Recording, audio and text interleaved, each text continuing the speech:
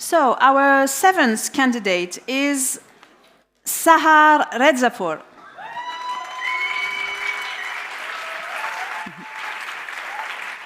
Hi, Sahar. How are you? I'm good, thank you. How are you? Fine, thank you. She's the first to ask. The role of complex airfoil kinematics on dynamic stall. That's the title of your thesis, and you're working on this at the Unsteady Flow Diagnostics Laboratory with Professor Karen Mouliners. Yes. Okay, it's your time, Sahar. Enjoy.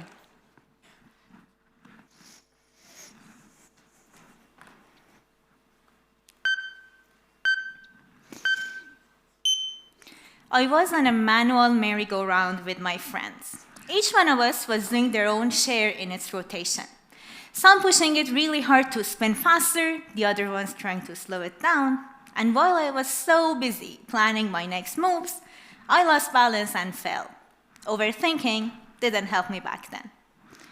My brain pulled this memory out from the archive when I was first introduced to the topic of my thesis, dynamic stall on vertical axis wind turbines. Unlike the traditional wind turbines with a rotating face, vertical axis wind turbines resemble a merry-go-round design. Instead of kids, blades standing tall, holding to a central shaft. The traditional wind turbines should always face the wind directly to be able to rotate. But thanks to this different design, these turbines are always ready to rotate, no matter what the wind direction is. But being different for any existence means having unique capabilities, but it's also synonymous to facing unique challenges. And the challenge of these turbines is the loss of balance and failure due to a phenomenon called dynamic stall. I would like you to remember dynamic stall with its most distinctive feature, the swirl of air, called vortex, that forms near the blade as soon as the blade is tilted from the wind direction. We know from nature that such swirling air patterns, like tornadoes, can pull objects strongly. So when this tiny tornado forms near the fixed turbine blade, it causes vibrations and can possibly damage the turbine.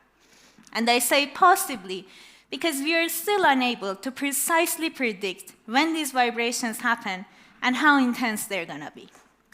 Well, as an overthinker, nothing could give me more satisfaction than predicting the unpredictable. So my research aims to enhance the possibility to predict dynamic stall. As the first step, we tested many cases of vibrations in the lab, and through them, we identified one key parameter that affects the most these vibrations, the speed of tilting. It turns out, with the slow changes in direction, the vibrations start much later, and they're quite mild.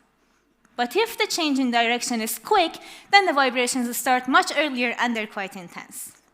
This knowledge then allowed us to work on some mathematical formulas to predict dynamic stall.